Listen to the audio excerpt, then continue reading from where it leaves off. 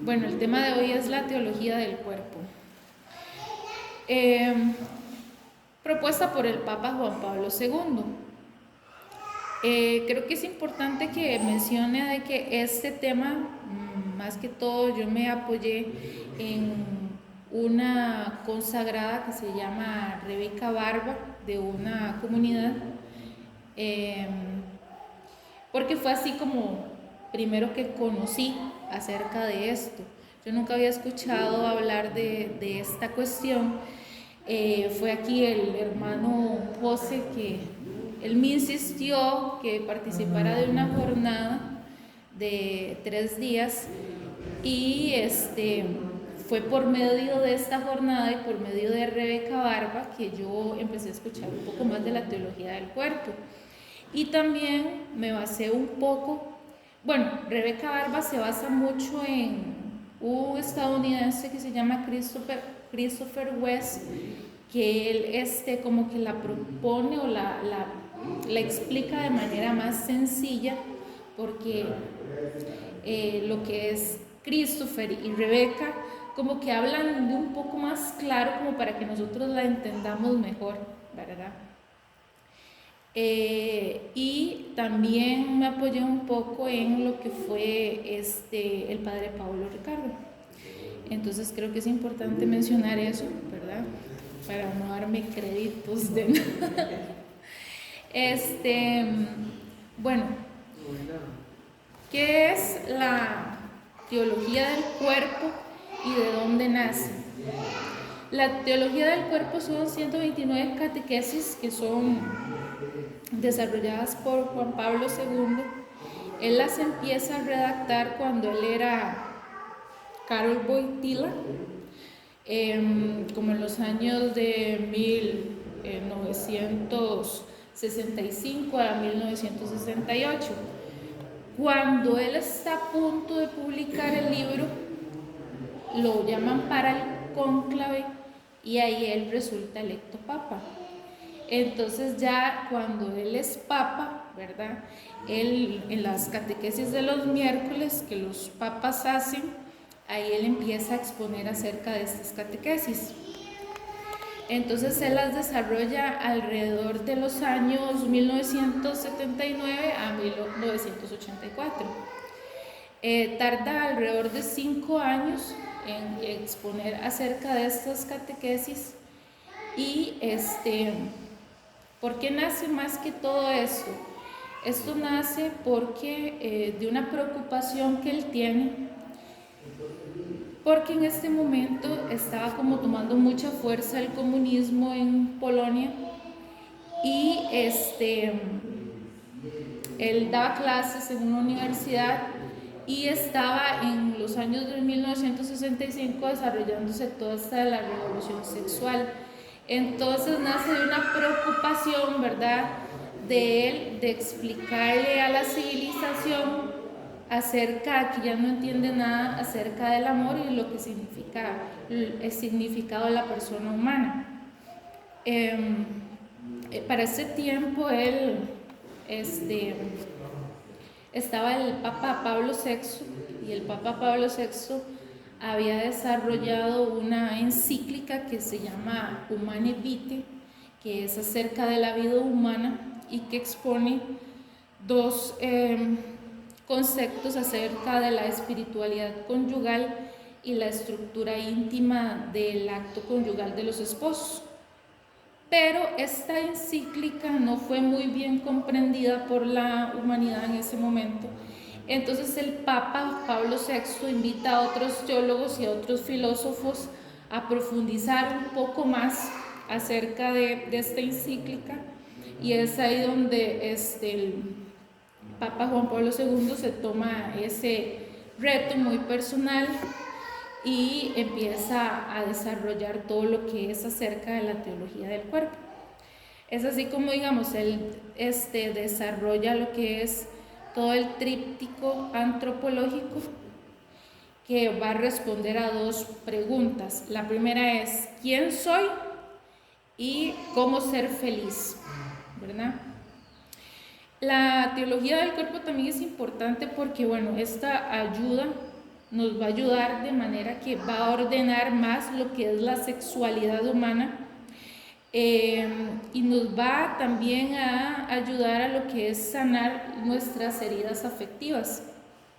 Lo que es esta exposición que hacen, lo que hace Rebeca es hablar de la teología del cuerpo junto con lo que es la sanación, porque gran parte de la teología del cuerpo es el poder descubrir el llamado que el Señor nos hace, que es amar, ¿verdad?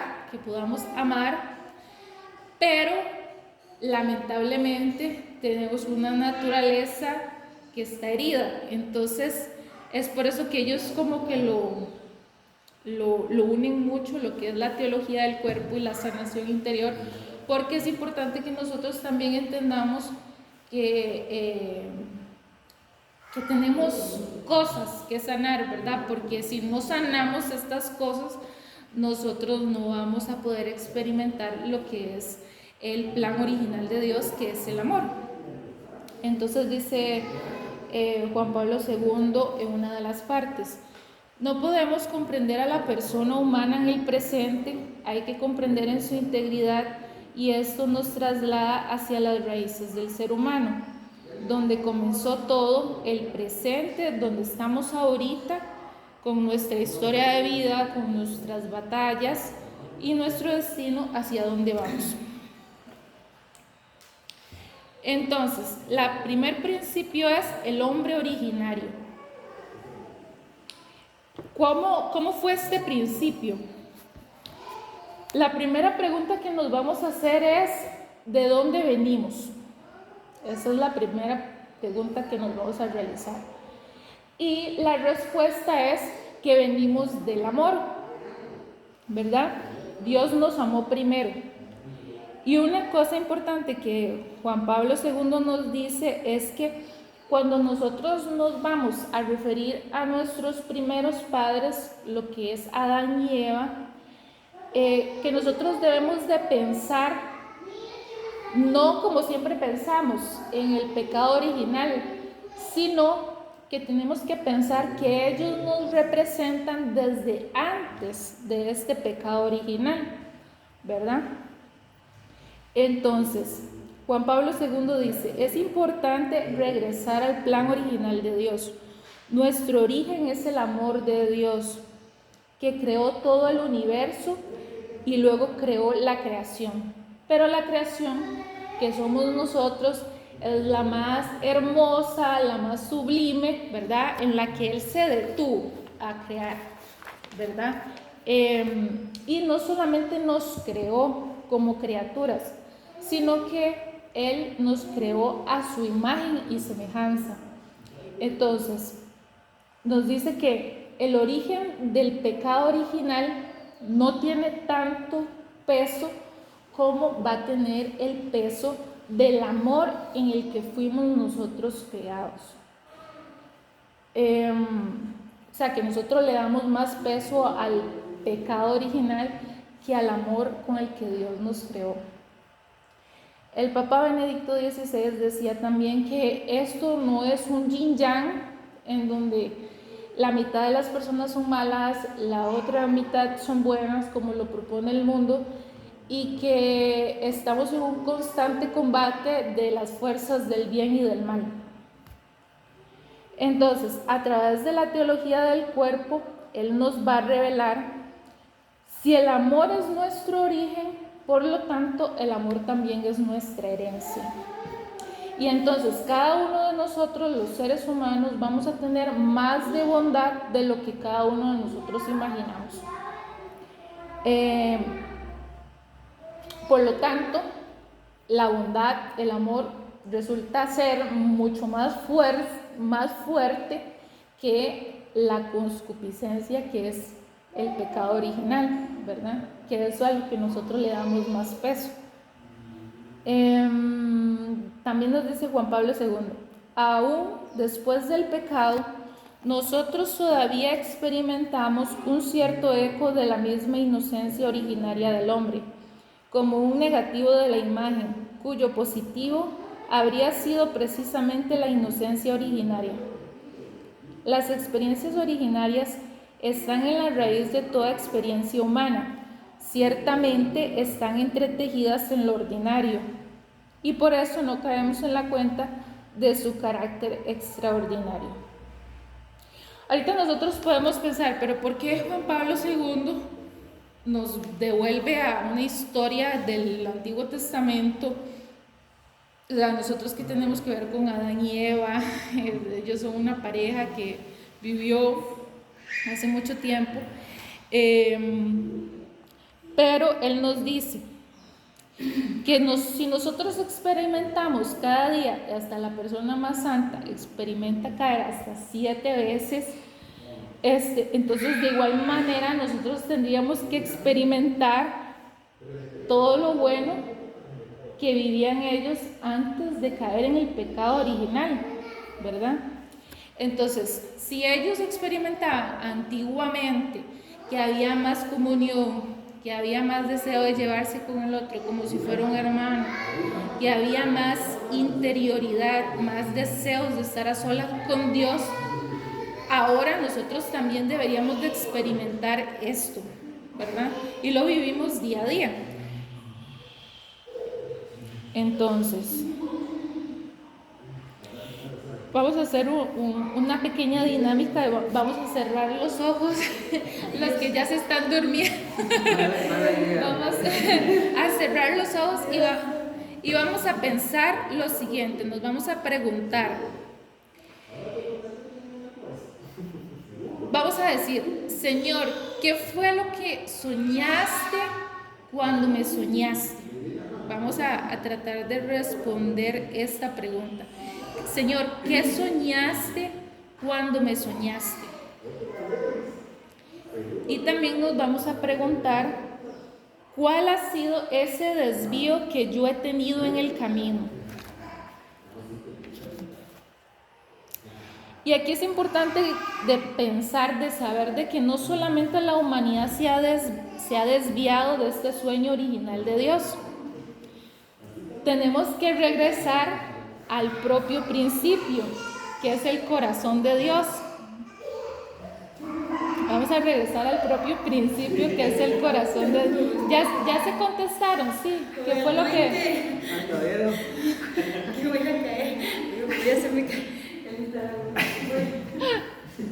¿Qué soñaste cuando me soñaste? ¿Ya se contestaron eso? Sí, ok. Bueno, entonces, no solo la humanidad ha tenido ese desvío, nosotros tenemos que preguntarnos y regresar al corazón de Dios, ¿verdad? Al propio principio. Entonces, vamos. Por ahí no hay una Biblia.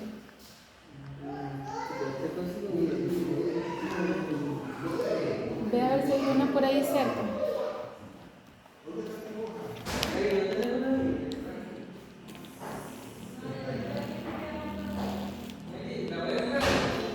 No, entonces no. Bueno.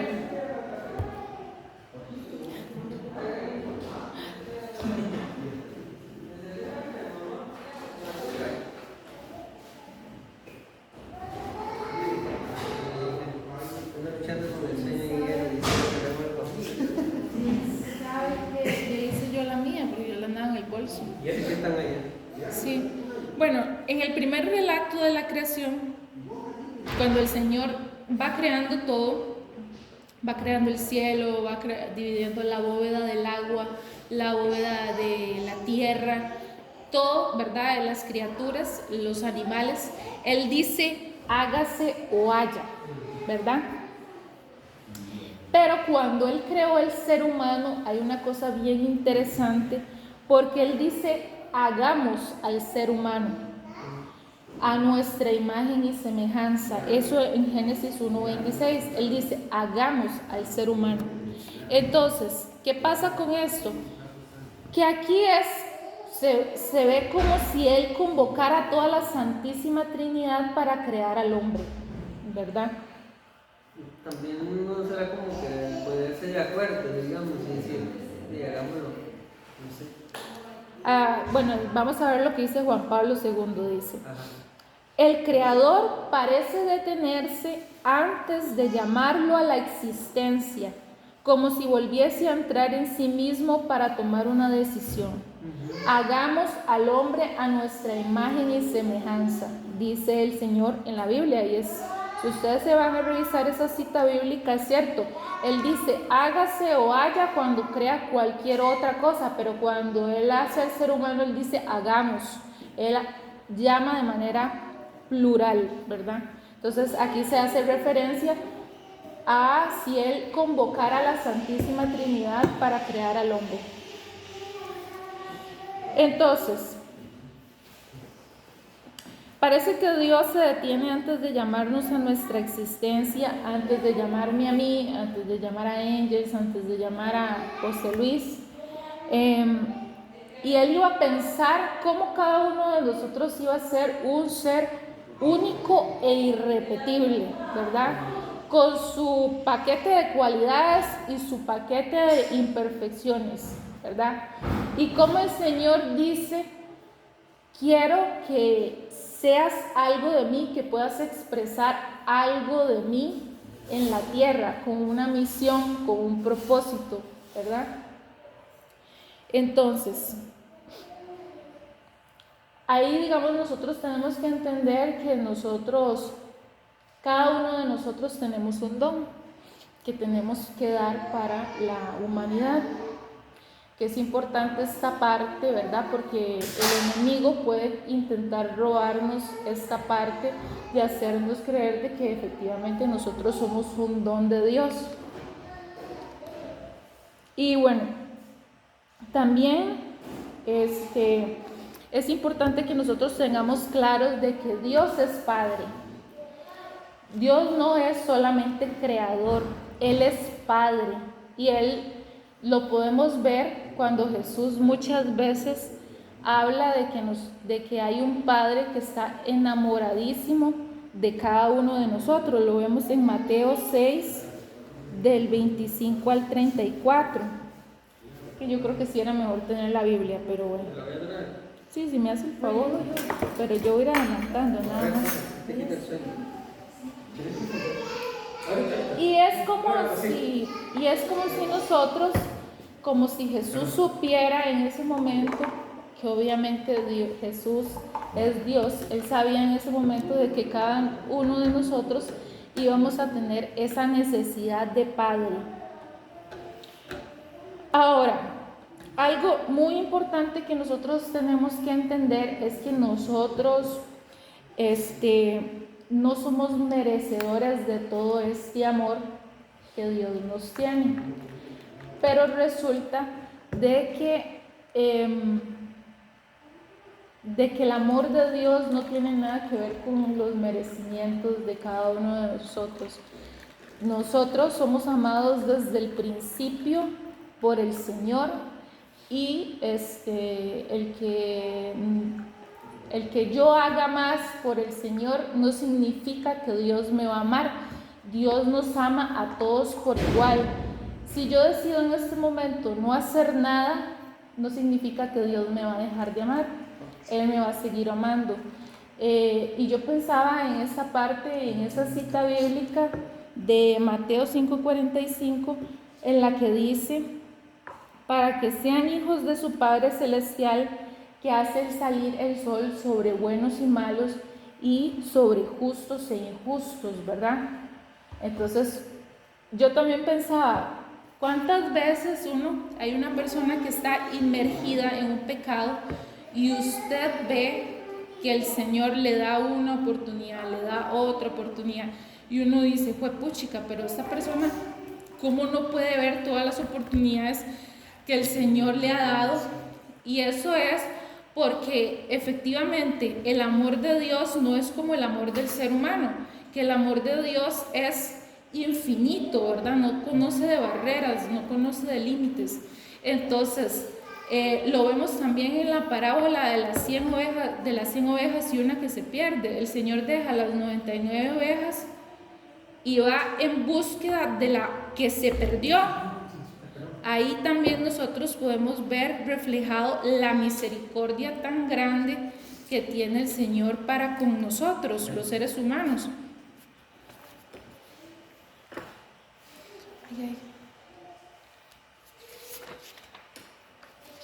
El otro día estaba escuchando, no sé si era un salmo o algo así,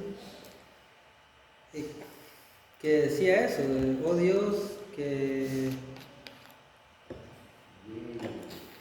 nos perdonaba, digamos, que era un Dios que perdonaba, que era amoroso, que Él no tiene ninguna necesidad de hacerlo, pero Él perdona toda ofensa, o sea, y como que eso también era pues digno de alabar también, el hecho de que Él esté dispuesto a perdonar cualquier cosa, se puede tener cualquiera, lo que sea, o sea, su amor es increíble, ¿no? Sí, es increíble. De hecho, para nosotros los seres humanos no tiene razón, ¿verdad? Ahora entonces pasamos al hombre histórico. Entonces, nos deja una pequeña herencia que es la concupiscencia, ¿verdad? Esta parte en que por culpa de la concupiscencia vamos a caer muchas veces en aquellos pecados, ya sea o graves o pecados más pequeños, ¿verdad? Veniales, exacto, que al final los pecados veniales nos van a llevar al pecado mortal. Entonces, ¿qué es lo que pasa con esta concupiscencia? Esta va a romper la armonía con Dios. Y entonces acá, nuestro corazón, hay una ruptura entre el alma y el cuerpo. Y entre lo que Dios quiere y lo que yo quiero, ¿verdad? Juan Pablo II dice, pero lo más importante entre el reconocer que hemos pecado es comenzar a ver el pecado de una manera distinta. Entonces él nos viene a explicar de un modo diferente a través de 3 conceptos lo que es el pecado, no como nosotros generalmente lo hemos visto. El primer concepto es esto que está acá, que dice darle la espalda al amor. Ya vimos que el sueño de Dios es amarnos, ¿verdad? Desde el principio, y que nosotros, por ende, experimentemos ese amor por el que fuimos creados. Él nos ama, nos busca y nos desea siempre. Y esto puede ayudar mucho como para que nosotros cuando nos vayamos a confesar o cuando tengamos dudas si de lo que estamos haciendo está bien o aquello que está mal, ¿verdad?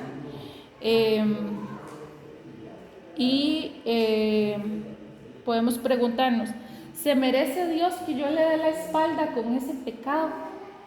O podemos preguntarnos, ¿qué me trae de bien ese pecado que yo decido hacer eso y no creerle al Señor que Él a través de sus mandamientos, por ejemplo, nos va a traer la felicidad? ¿Qué bien me trae este pecado? ¿Qué me está trayendo de bien este pecado? Que yo decido darle la espalda al amor de Dios, ¿verdad? El segundo va a ser la duda del don. Dudo de que Dios sea Padre, dudo de que Dios me ame, dudo de que los mandamientos me puedan hacer un bien, o peor aún, dudo de que yo sea un don, ¿verdad? Dudo de que el vecino sea un don, mi esposo, mi esposa, mi compañero de trabajo. Entonces, la teología del cuerpo lo que va a hacer es que nos va a ayudar a ver que cada una de las personas tienen algo bueno que aportar. No solamente es ver como de manera general y ya etiquetar a la persona y decir, esta persona es tal y no merece ser don, o yo no creo que sea un don, ¿verdad?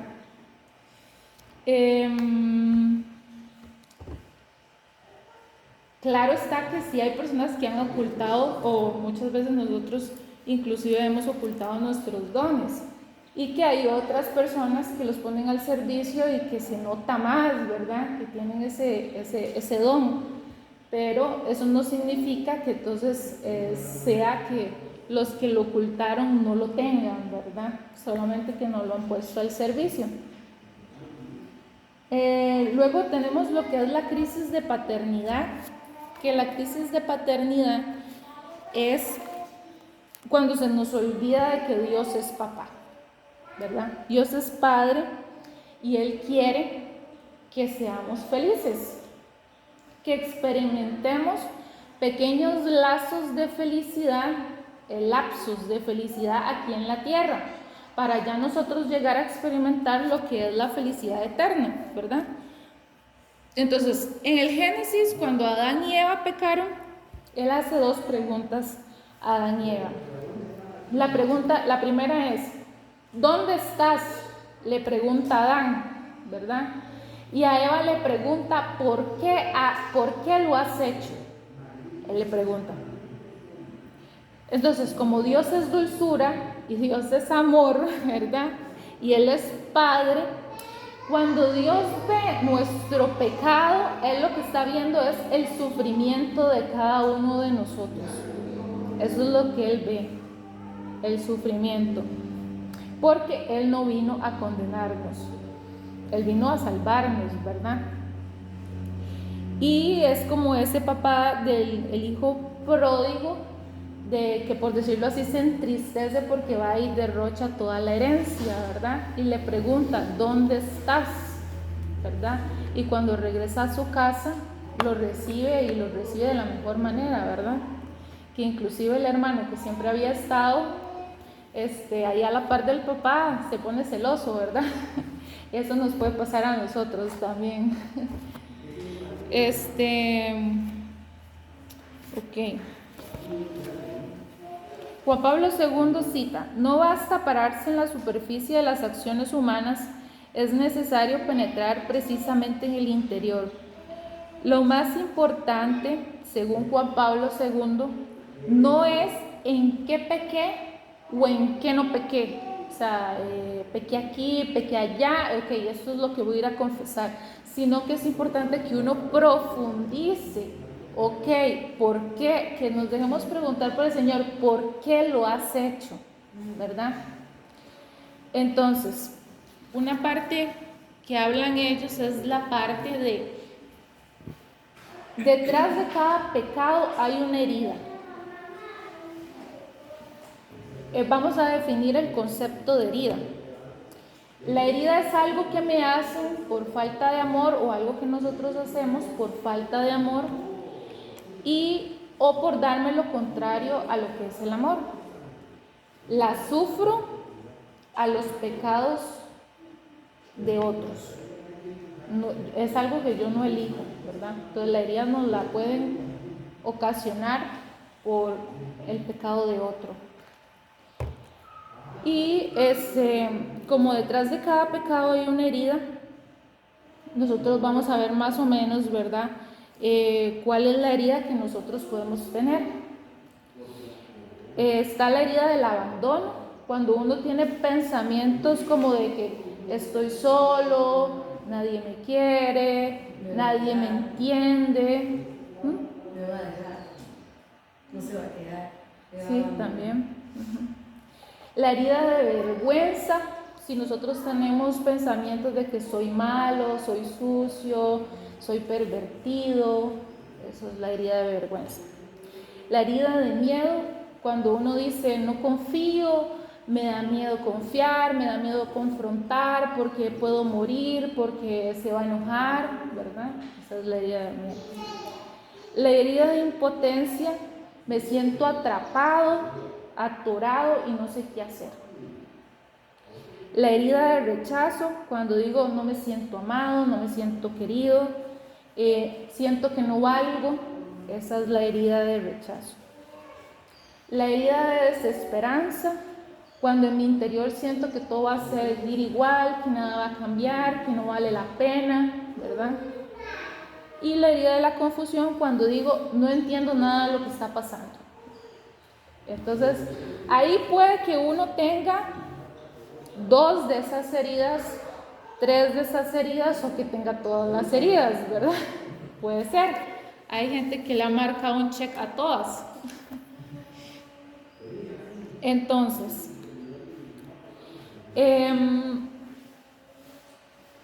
bueno, vamos a dejarlo aquí, en las heridas mejor.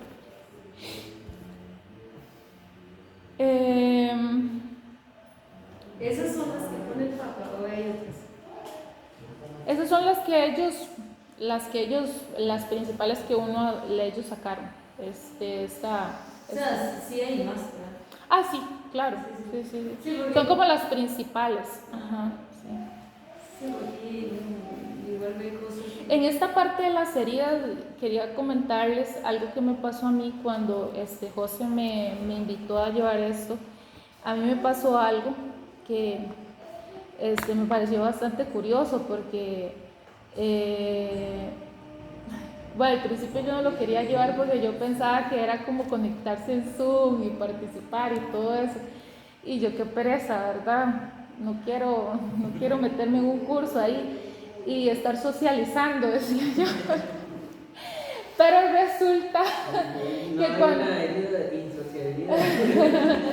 Pero resulta que cuando me dice que es en YouTube, eso imagínense que era cuando vivíamos en Cartago.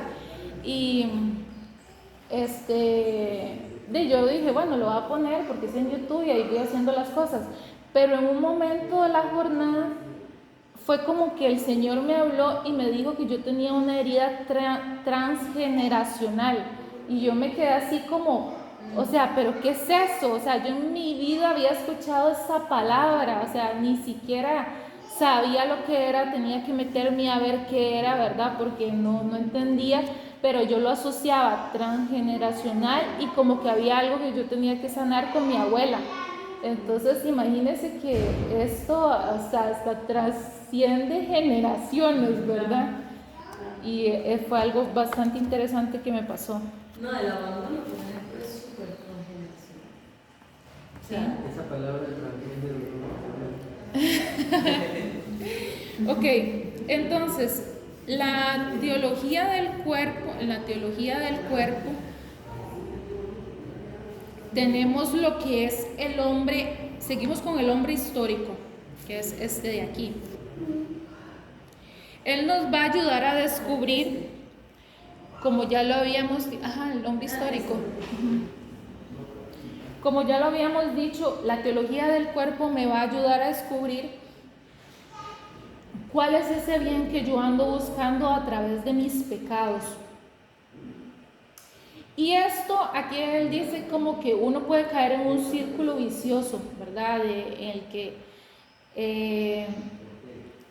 caigo, me confieso, ¿verdad? Que nos pasa en todo.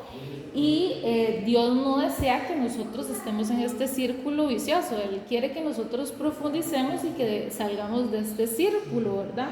Que corrijamos esta parte. Entonces, que entremos más en una intimidad, en una profundidad de estas heridas, que es lo que me está llevando a mí a cometer este pecado, ¿cuál es la herida que despierta en mí que me lleva a cometer este pecado? Pero también él expone de que la herida es la ocasión para que nosotros podamos buscar más profundamente de Dios, ¿verdad? Porque a través de la herida es cuando nosotros nos damos cuenta de que bajo nuestras propias fuerzas no vamos a poder, y ahí es donde nosotros se lo entregamos al Señor y le decimos: Señor, bajo mis propias fuerzas yo no puedo, o sea, tú toma esto y cámbiame, ¿verdad? Entonces es como esa instancia para que el Señor pueda acercarse más a nosotros, ¿verdad?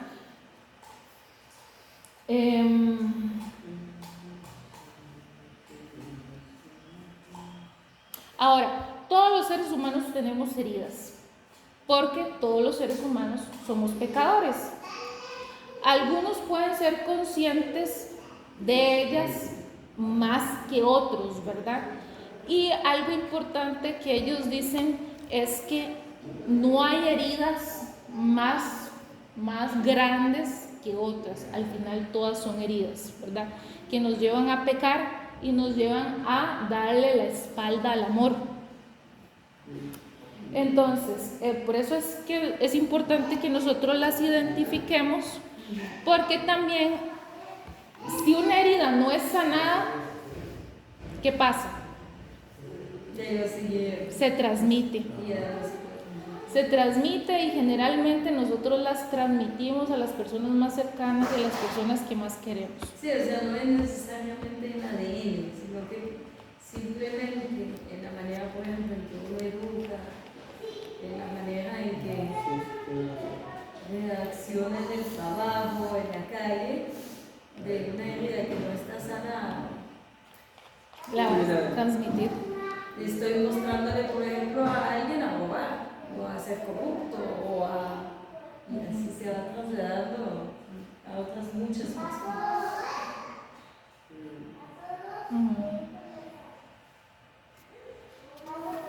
Sí.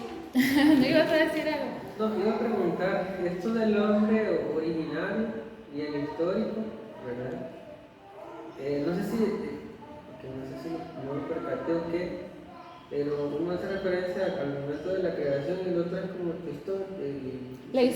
El histórico es la parte de que recibimos la herencia de la concupiscencia. Ah, ok. Sí. La parte de la concupiscencia que nos deja la pequeña herencia de la concupiscencia, y entonces ahí es donde Juan Pablo II denomina lo que es el concepto de pecado, pero de una manera diferente para que nosotros lo entendamos, que es a través de la duda del don, dándole la espalda al amor o bajo una crisis de paternidad. Ok, entonces bueno, hay algunos medios para sanar que nosotros ya conocemos, ¿verdad? Y que no está de más que los volvamos a repetir, que es la oración primeramente, ¿verdad? Pedir la presencia del Espíritu Santo, y que podamos encontrar instancias de oración en las que nosotros podamos ofrecerle al Señor esa herida que tenemos para que Él la sane, ¿verdad? Luego el perdón. Vemos que Jesús es el mayor ejemplo de que perdonó, ¿verdad? Cuando los soldados lo estaban crucificando, él dice: Señor, perdónalos porque no saben lo que hacen. Entonces, la instancia del perdón es súper importante, porque si nosotros logramos experimentar esta libertad a través del perdón, vamos a tener muchas gracias de sanación. Los sacramentos, ¿verdad? Que los podemos buscar por medio de una buena confesión bien hecha, es una gran instancia de salvación, ¿verdad? La Eucaristía, participar regularmente de la Santa Eucaristía y entender el dolor redentor de Jesús, ¿verdad? Que es saber de que ya Él tomó todos mis sufrimientos y que los cargó por amor a mí, y que el sufrimiento que nosotros tengamos aquí en la tierra, ya el Señor lo tomó para mi salvación. Entonces no tenemos que preocuparnos, nada más es perseverar y que el Señor haga su obra. Y luego tenemos la parte de que sanamos a partir del amor de las tres personas de la Santísima Trinidad, y hablamos de lo que es el amor filial y el amor esponsal. En esta parte del amor filial dice Juan Pablo II: antes de que Él sea para ella o de que ella sea para Él, Él y ella son para Dios. Cuando hablamos del amor filial, ¿A qué persona de la Santísima Trinidad evoca? El Hijo. El Hijo. Soy hijo del Padre. Entonces, dice Juan Pablo II en la audiencia del 2010, el hombre está solo. Esto quiere decir que él, a través de la propia humanidad, a través de aquello que él es, queda al mismo tiempo constituido en una única, exclusiva e irrepetible relación con Dios. Y añade en la Catequesis 95, la primera dimensión del amor y de la elección como misterio escondido en Dios por los siglos es la dimensión paterna y no la dimensión conyugal. Entonces aquí Juan Pablo II está hablando del significado filial de nuestros cuerpos. Porque soy hijo, soy don.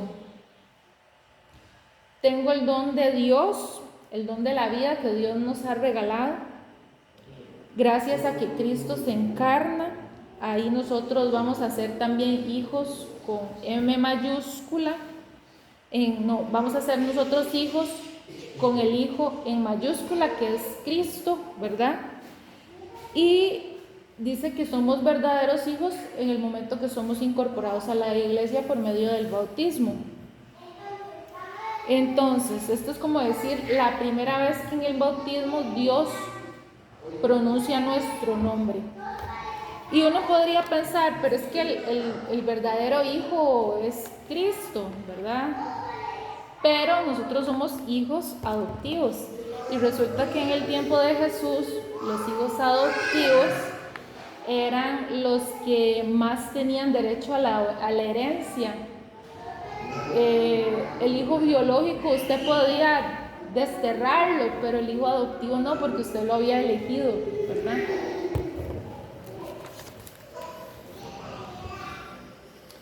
El Señor nos dice, yo soy tu Padre, déjame abrazarte. Luego vemos lo que es el amor esponsal, que es el que evoca a atribuírselo a Jesús. Este significado nace de la comunión de amor de nuestra racionalidad y también de nuestra desnudez, cuando nos damos cuenta de que somos amados tal y como somos. El significado esponsal del cuerpo revela que la persona humana es creada para que sea don para el otro, el hombre para la mujer y la mujer para el hombre. Estamos hechos para darnos en la entrega de nuestro cuerpo. Este significado no es solo para los casados, también está para los célibes. Y dice Juan Pablo II acerca de los célibes: amor célibe vive también para alguien en una relación amorosa y exclusiva de comunión con Dios, un Dios que se le entrega la vida, también el propio cuerpo, todo lo que soy, y me dono totalmente por el reino, por el amor de Jesús, para ayudar a la iglesia, para ayudar a muchas personas. Con esto hay un sentido para la vida. Yo nací para amar y para la entrega, que no solamente estoy hecho para la entrega, sino que también yo puedo acoger.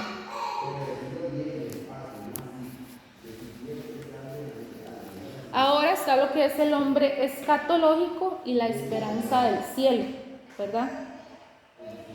Dios quiere que nosotros seamos felices, y no solamente cuando primero Dios nosotros lleguemos al cielo. Y uno podría decir, pero hay personas que piensan que esto es un valle de lágrimas y que tenemos que sufrir, pero no. Dios también quiere que nosotros seamos felices, y deberíamos de pensar, si tenemos lapsos de felicidad y Dios pone en nosotros anhelos en nuestro corazón, porque nosotros nos vamos a conformar con menos de estos anhelos que Dios pone en el corazón. Estamos claros que nosotros vamos a ir a vivir la felicidad eterna en el cielo. Sin embargo, mientras estemos aquí en la tierra, vamos a estar en constante lucha de que tenemos momentos felices y que tenemos momentos no tan buenos, ¿verdad? Pero sin embargo nosotros tenemos que siempre anhelar esa felicidad. En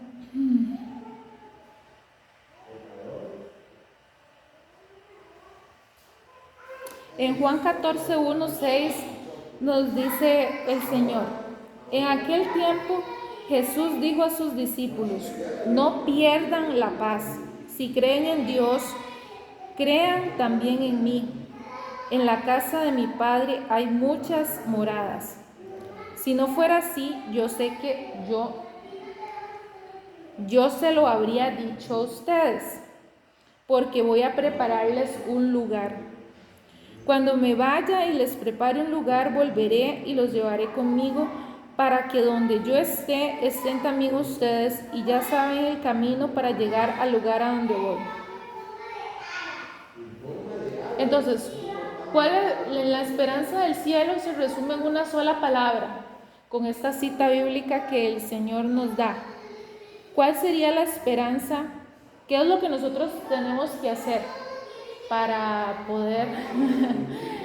¿Qué sería lo que nosotros tenemos que hacer para poder llegar a esa felicidad eterna, a ese cielo?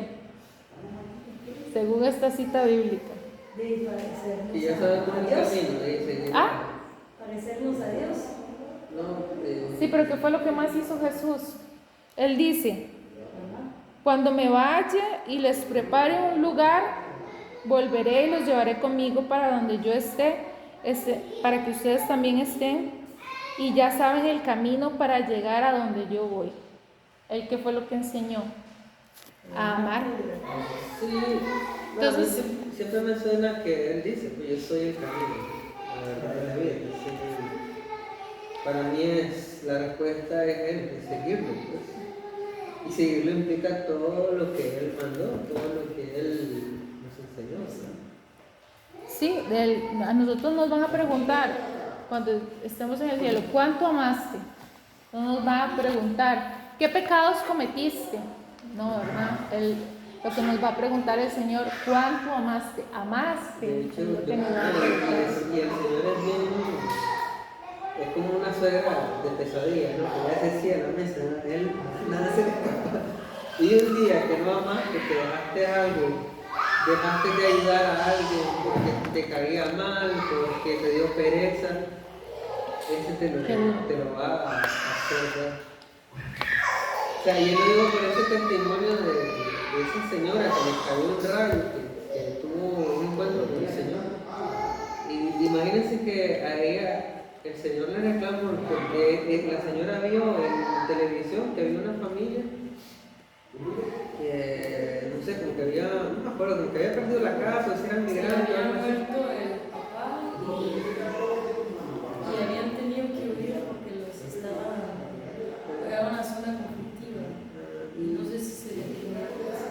Y como que el Señor, ella solo lo vio en la televisión, ¿verdad? Y el Señor le reclamó de que no hizo nada por esa gente. O sea, que ella tenía que ir. Hubiera seguido el proceso. Y ella dice: usted es una cosa de dietas y entonces después se murió en la televisión. Hubiera podido ir a una parroquia. Hubiera ido a la parroquia y hubiera hablado con el padre acababa de decir esa familia. Hubiera podido preguntar qué podía hacer por esa persona, pero, o sea, es lo que pasa en el Facebook. Pues, poner en el Facebook y te pasa una familia, alguien que se perdió, alguien que está pidiendo para una operación. O sea, la broma no lo Facebook. Todo lo que me va a reclamar, Dios mío, ojalá que alcance yo para el cielo. Sí, otra manera que nosotros experimentamos el cielo también es, como ustedes saben, por medio de yendo a la misa, ¿verdad? Es una forma de experimentar una pequeña parte del cielo. Y también la intercesión que nosotros recibimos por medio de los santos, que son nuestros amigos, ¿verdad? Y ellos ya nos pueden ayudar a interceder por cada uno de nosotros. Ok, ¿por qué la teología del cuerpo? O sea, ¿por qué hablar de esto? En la catequesis del número 19, el Papa Juan Pablo dice lo siguiente: el cuerpo, de hecho, solo él, es capaz de hacer visible lo invisible. Nosotros tenemos un alma. ¿Cómo sabemos que nuestra alma está bien? ¿O cómo se encuentra ella? Esto es por lo que refleja el cuerpo, lo espiritual y lo divino. Tanto el mundo espiritual se manifiesta por el cuerpo, como el mundo divino es manifestado por el cuerpo. Entonces, el cuerpo fue creado para transferir esa realidad del mundo invisible, que es un misterio oculto desde la eternidad en Dios, y así será señal de Él. Entonces, es la intuición básica de que Juan Pablo II, el cuerpo habla, no solamente de cómo está uno, sino de cómo está la parte espiritual. Mirando para el ser humano, mirando para su cuerpo, su alma, la parte espiritual, yo voy a llegar a conseguir aquello que es Dios. Y que mirando para Dios, como se reveló en Jesucristo, yo voy a entender a un Dios que se hizo carne, algo de ser humano. Entonces, esto es como un círculo de Dios que es revelado en el hombre y del hombre que es revelado en un Dios que se hizo carne por nosotros. La intuición básica de la teología del cuerpo es que en el primer libro de la Biblia, en el Génesis, la unión de Adán y Eva, ellos representan un primer casamiento. El proyecto de Dios que tenía antes de que ellos lo torcieran, por decirlo así. La belleza del amor entre el hombre y la mujer. Este primer casamiento está en la primera página de la Biblia. Apunta para otro casamiento, que es el que está al final en el Apocalipsis, que son las nupcias del Cordero. Y en este casamiento, que va a ser el casamiento entre Dios y el hombre. Entonces es aquí como vemos que Dios lo que quiere es unirse a la humanidad, ¿verdad? Es lo que Él quiere. Dice, la primera página de la Biblia y la última página nos hablan de un casamiento. Entonces aquí está la grande intuición, que es que aquella unión entre el hombre y la mujer, aquel gran sacramento, son una señal de aquel casamiento final que habrá entre Dios y el hombre. Ahí digamos, y nosotros con los que estamos casados, ahí podemos entender por qué es que nuestro cónyuge no nos llena completamente, ¿verdad? Que uno siempre está pidiéndole más. Y es porque el Señor es el que nos va a llenar, ¿verdad? Es el único que nos va a llenar, y Él nos va a dar lo necesario para que nosotros podamos atender a nuestro cónyuge, y no como una manera de competencia, ¿verdad?, entre el esposo y Dios. No, o sea, primero está Dios, Él nos da lo que nosotros necesitamos, y ahí nosotros vamos a amar a nuestro cónyuge.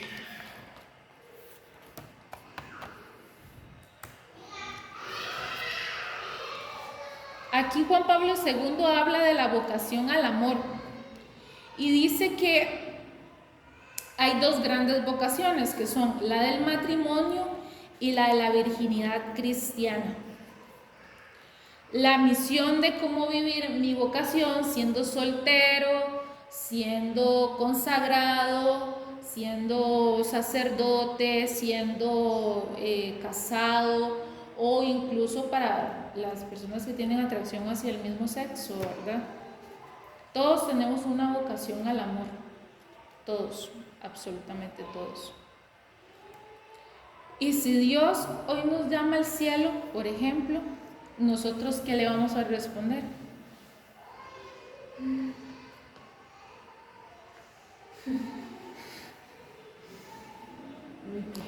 Por ejemplo, digamos, en el caso de los que son solteros, no tienen que esperar a decir, ay, yo voy a esperar a que Dios me mande una pareja para empezar a amar. Esta persona puede empezar a amar desde ya. puede empezar a amar en su parroquia, en una comunidad, a través de su familia también, a través del servicio, de la entrega, ¿verdad?, hacia los más cercanos.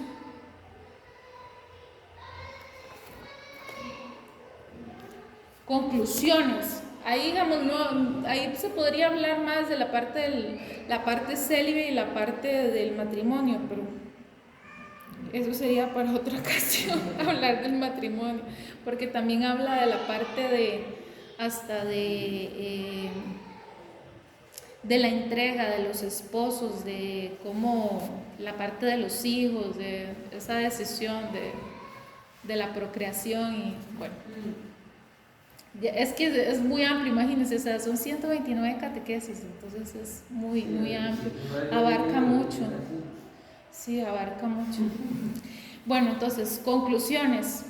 Tenemos un Dios que es Padre, ¿verdad?, que nos ama desde el principio, que nos ama con un amor de locura, que es dulzura, que es que Él no está mirando nuestro pecado, sino que está a través de nuestro pecado mirando nuestro sufrimiento. Ahora, si nosotros entendiéramos mejor esto, nosotros cuando las personas se acercan a nosotros tendrían más confianza de expresarnos aquello por lo que están pasando sin sentirse juzgados, ¿verdad? Y nosotros experimentaríamos más como ese amor misericordioso que Jesús tuvo, ¿verdad? Que Él, por ejemplo, a la Magdalena, que le decía: ¿quién te juzga? Nadie te juzga, yo tampoco te juzgo, anda y no peques más, ¿verdad? ¿Ah? ¿Qué dije? A la mujer Magdalena, dije. Dijiste María Magdalena, no, esa es la mujer adulta. No, pero sí, era Sí, ella. era ella. No, María Magdalena era la que tenía, ¿cómo se llama? Que tenía, Era ella, Diana. No, que tenía como 700 demonios, algo así tenía María Magdalena. No, bueno, la tradición siempre ha enseñado que es María Magdalena. Yo sepa, la escena donde el Señor hace la línea y une el No, Sí, esa la mujer no piedra. es María Magdalena. Pero sí, Hago la apuesta. lo que pasa es que, bueno, Bueno, entonces Dios soñó con cada uno de nosotros desde el principio. Esa es otra realidad. El pecado va a ser darle la espalda al amor. Preguntarnos qué bien nos trae ese pecado que hace que nosotros le demos la espalda al amor. Las heridas son la instancia para que nosotros nos acerquemos más a Dios. No hay que verlas como algo... sí, no hay que verlas como qué malo, ¿verdad? Porque también aquí se podría pensar, por ejemplo, nosotros somos ese jarrón roto y que Dios, a través de su misericordia, de su amor, de su cuidado, de su dulzura, Él empieza a repararnos, ¿verdad? Y ya nos convierte en ese jarrón que va a ser mucho más hermoso al final que al principio, que fuera un jarrón perfecto, por decirlo así, porque no es solamente nosotros, sino que está la mano de Dios que trabajó ahí, ¿verdad? Tips para sanar las heridas. Bueno, pensar de que yo soy un don, que soy un regalo de Dios, ¿verdad? La instancia de la confesión, de una buena confesión.